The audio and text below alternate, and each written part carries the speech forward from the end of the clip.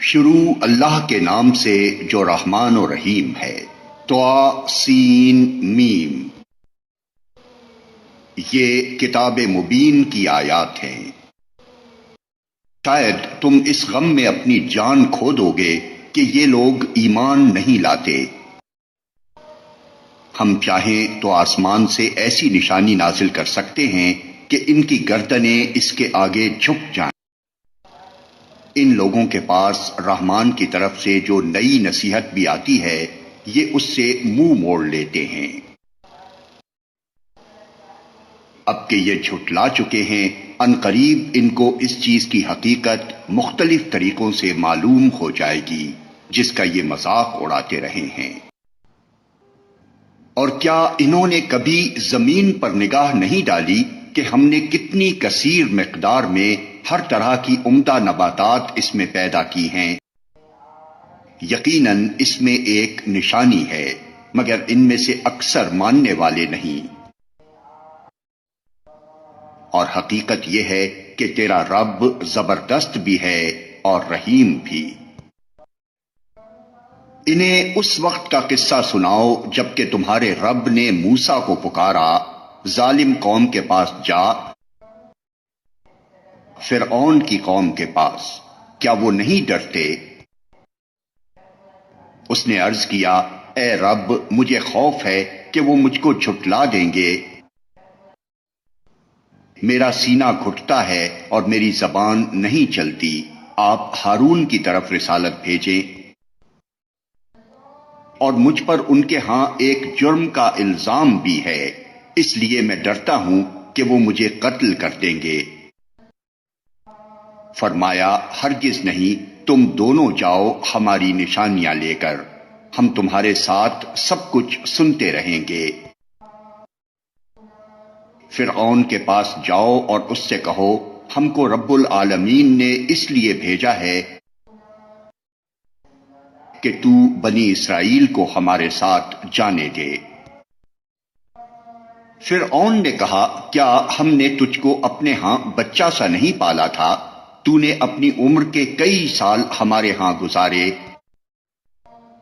اور اس کے بعد کر گیا جو کچھ کے کر گیا، تو بڑا احسان فراموش آدمی ہے۔ موسیٰ نے جواب دیا، اس وقت وہ کام میں نے نادانستگی میں کر دیا تھا، پھر میں تمہارے خوف سے بھاگ گیا۔ اس کے بعد میرے رب نے مجھ کو حکم عطا کیا اور مجھے رسولوں میں شامل فرما لیا۔ رہا تیرا احسان جو تو نے مجھ پر جتایا ہے، تو اس کی حقیقت یہ ہے کہ تو نے بنی اسرائیل کو غلام بنا لیا تھا۔ فرعون نے کہا، اور یہ رب العالمین کیا ہوتا ہے؟ موسیٰ نے جواب دیا، آسمانوں اور زمین کا رب اور ان سب چیزوں کا رب جو آسمان و زمین کے درمیان ہیں، اگر تم یقین لانے والے ہو۔ فرعون نے اپنے گرد و پیش کے لوگوں سے کہا، سنتے ہو؟ موسیٰ نے کہا، تمہارا رب بھی اور تمہارے ان آباء و اجداد کا رب بھی جو گزر چکے ہیں۔ فرعون نے حاضرین سے کہا، تمہارے یہ رسول صاحب جو تمہاری طرف بھیجے گئے ہیں بالکل ہی پاگل معلوم ہوتے ہیں۔ موسیٰ نے کہا، مشرق و مغرب اور جو کچھ ان کے درمیان ہے سب کا رب، اگر آپ لوگ کچھ عقل رکھتے ہیں۔ فرعون نے کہا، اگر تو نے میرے سوا کسی اور کو معبود مانا تو تجھے بھی ان لوگوں میں شامل کر دوں گا جو قید خانوں میں پڑے سڑ رہے ہیں۔ موسیٰ نے کہا، اگرچہ میں لے آؤں تیرے سامنے ایک صریح چیز بھی؟ فرعون نے کہا، اچھا تو لے آ اگر تو سچا ہے۔ اس کی زبان سے یہ بات نکلتے ہی موسیٰ نے اپنا عصا پھینکا اور یکا یک وہ ایک صریح اژدہا تھا۔ پھر اس نے اپنا ہاتھ بغل سے کھینچا اور وہ سب دیکھنے والوں کے سامنے چمک رہا تھا۔ فرعون اپنے گرد و پیش کے سرداروں سے بولا، یہ شخص یقیناً ایک ماہر جادوگر ہے، چاہتا ہے کہ اپنے جادو کے زور سے تم کو تمہارے ملک سے نکال دے، اب بتاؤ تم کیا حکم دیتے ہو؟ انہوں نے کہا اسے اور اس کے بھائی کو روک لیجئے اور شہروں میں ہرکارے بھیج دیجئے کہ ہر سیانے جادوگر کو آپ کے پاس لے آئیں۔ چنانچہ ایک روز مقرر وقت پر جادوگر اکٹھے کر لیے گئے اور لوگوں سے کہا گیا تم اجتماع میں چلو گے، شاید کہ ہم جادوگروں کے دین ہی پر رہ جائیں اگر وہ غالب رہے۔ جب جادوگر میدان میں آئے تو انہوں نے فرعون سے کہا ہمیں انعام تو ملے گا اگر ہم غالب رہے؟ اس نے کہا ہاں، اور تم تو اس وقت مقربین میں شامل ہو جاؤ گے۔ موسیٰ نے کہا پھینکو جو تمہیں پھینکنا ہے۔ انہوں نے فوراً اپنی رسیاں اور لاٹھیاں پھینک دیں اور بولے فرعون کے اقبال سے ہم ہی غالب رہیں گے۔ پھر موسیٰ نے اپنا عصا پھینکا تو یکا یک وہ ان کے جھوٹے کرشموں کو ہڑپ کرتا چلا جا رہا تھا۔ اس پر سارے جادوگر بے اختیار سجدے میں گر پڑے اور بول اٹھے کہ مان گئے ہم رب العالمین کو، موسیٰ اور ہارون کے رب کو۔ فرعون نے کہا تم موسیٰ کی بات مان گئے قبل اس کے کہ میں تمہیں اجازت دیتا؟ ضرور یہ تمہارا بڑا ہے جس نے تمہیں جادو سکھایا ہے۔ اچھا ابھی تمہیں معلوم ہوا جاتا ہے میں تمہارے ہاتھ پاؤں مخالف سمتوں سے کٹواؤں گا اور تم سب کو سولی چڑھا دوں گا۔ انہوں نے جواب دیا کچھ پرواہ نہیں، ہم اپنے رب کے حضور پہنچ جائیں گے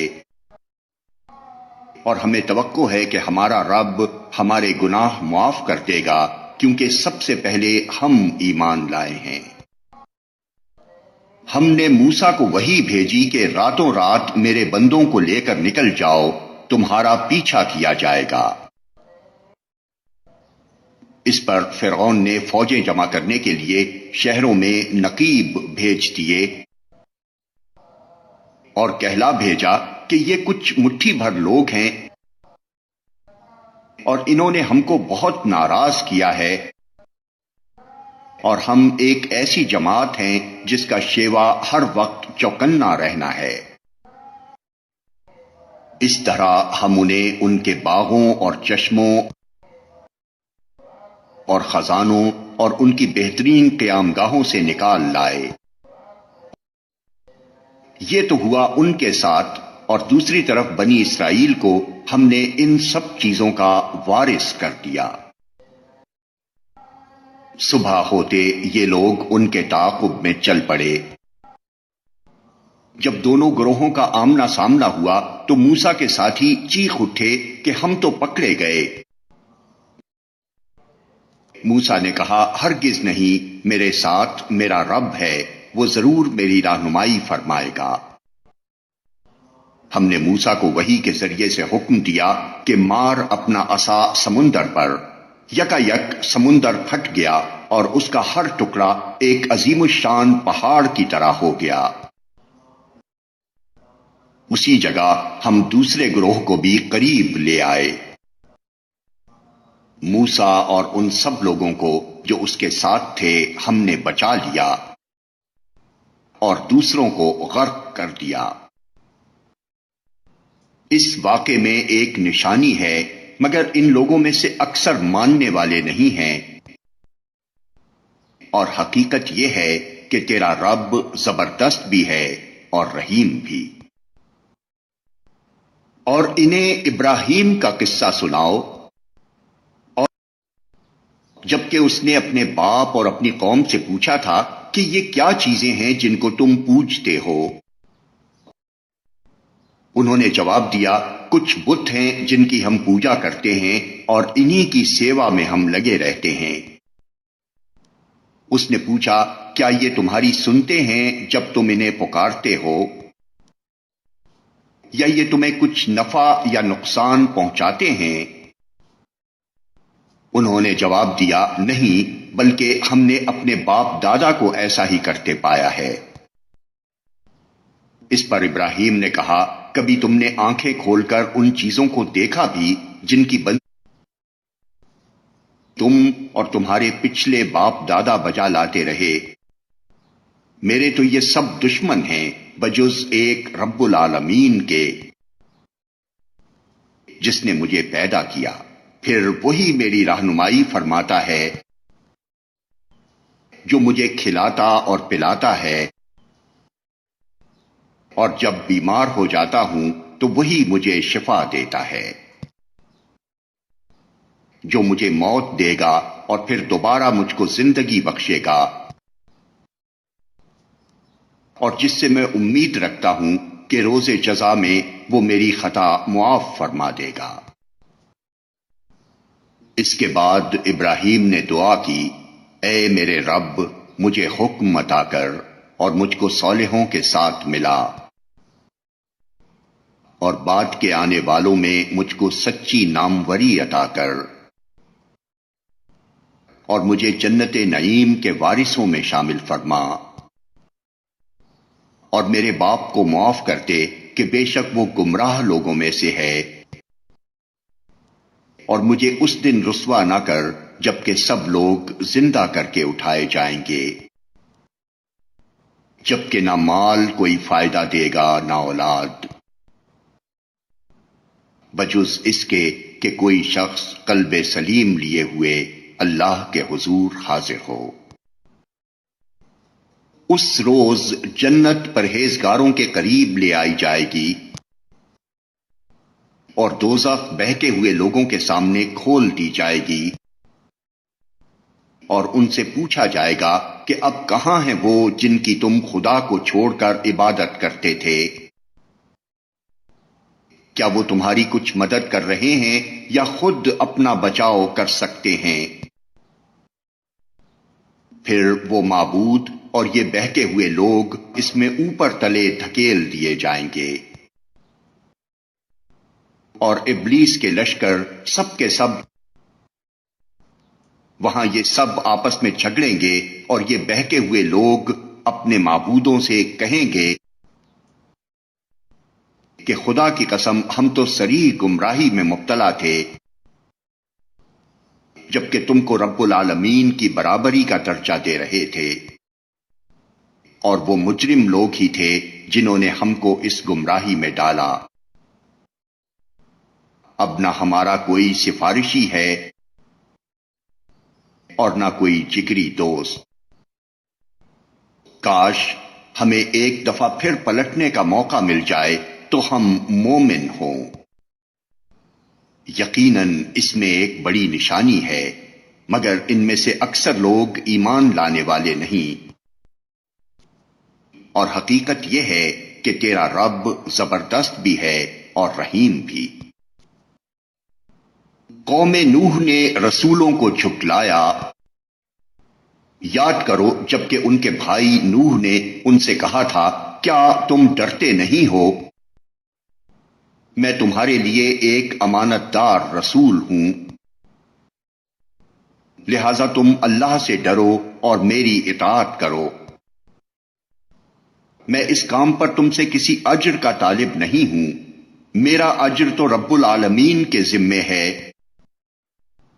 پس تم اللہ سے ڈرو اور بے کھٹ کے میری اطاعت کرو۔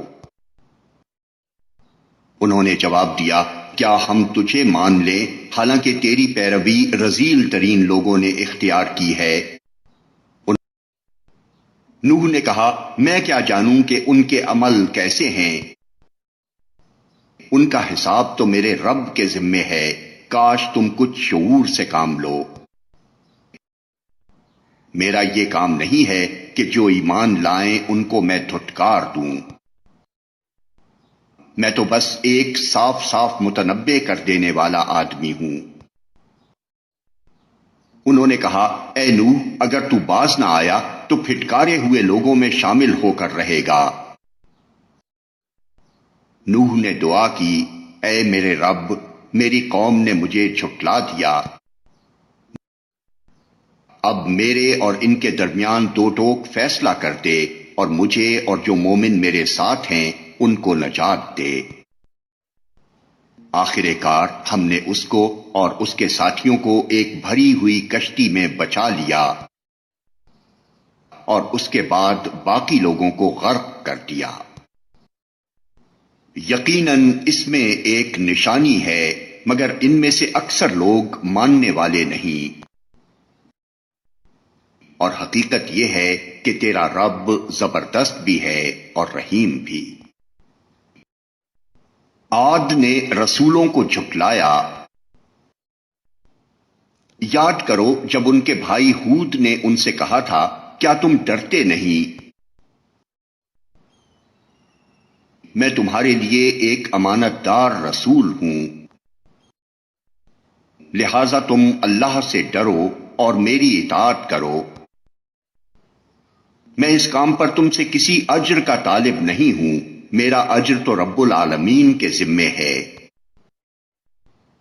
یہ تمہارا کیا حال ہے کہ ہر اونچے مقام پر لا حاصل ایک یادگار عمارت بنا ڈالتے ہو اور بڑے بڑے قصر تعمیر کرتے ہو گویا تمہیں ہمیشہ رہنا ہے، اور جب کسی پر ہاتھ ڈالتے ہو جبار بن کر ڈالتے ہو۔ پس تم لوگ اللہ سے ڈرو اور میری اطاعت کرو، ڈرو اس سے جس نے وہ کچھ تمہیں دیا ہے جو تم جانتے ہو۔ تمہیں جانور دیے، اولادیں دیں، باغ دیے اور چشمے دیے، مجھے تمہارے حق میں ایک بڑے دن کے عذاب کا ڈر ہے۔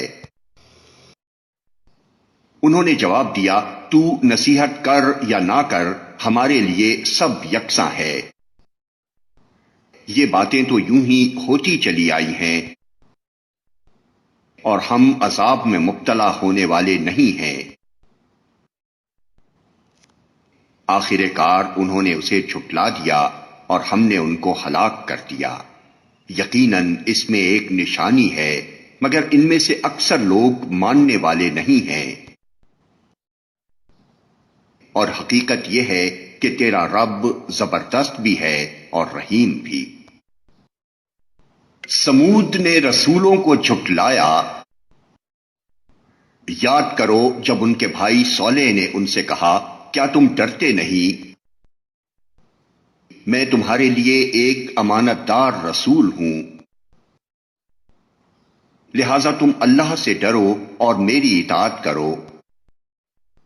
میں اس کام پر تم سے کسی اجر کا طالب نہیں ہوں، میرا اجر تو رب العالمین کے ذمے ہے۔ کیا تم ان سب چیزوں کے درمیان جو یہاں ہیں بس یوں ہی اطمینان سے رہنے دیے جاؤ گے؟ ان باغوں اور چشموں میں، ان کھیتوں اور نخلستانوں میں جن کے خوشے رس بھرے ہیں، تم پہاڑ کھود کھود کر فخریہ ان میں عمارتیں بناتے ہو۔ اللہ سے ڈرو اور میری اطاعت کرو، ان بے لگام لوگوں کی اطاعت نہ کرو جو زمین میں فساد برپا کرتے ہیں اور کوئی اصلاح نہیں کرتے۔ انہوں نے جواب دیا تو محض ایک سحر زدہ آدمی ہے، تو ہم جیسے ایک انسان کے سوا اور کیا ہے، لا کوئی نشانی اگر تو سچا ہے۔ صالح نے کہا یہ اونٹنی ہے، ایک دن اس کے پینے کا ہے اور ایک دن تم سب کے پانی لینے کا، اس کو ہرگز نہ چھیڑنا ورنہ ایک بڑے دن کا عذاب تم کو آ لے گا۔ مگر انہوں نے اس کی کوچیں کاٹ دیں اور آخر کار پچھتاتے رہ گئے۔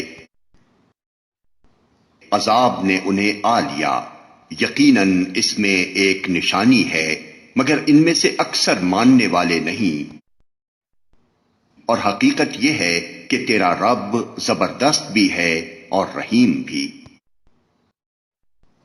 لوط کی قوم نے رسولوں کو جھٹلایا۔ یاد کرو جبکہ ان کے بھائی لوط نے ان سے کہا تھا کیا تم ڈرتے نہیں؟ میں تمہارے لیے ایک امانت دار رسول ہوں،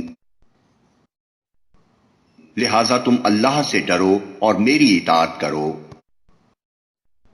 میں اس کام پر تم سے کسی اجر کا طالب نہیں ہوں، میرا اجر تو رب العالمین کے ذمے ہے۔ کیا تم دنیا کی مخلوق میں سے مردوں کے پاس جاتے ہو اور تمہاری بیویوں میں تمہارے رب نے تمہارے لیے جو کچھ پیدا کیا ہے اسے چھوڑ دیتے ہو، بلکہ تم لوگ تو حد سے ہی گزر گئے ہو۔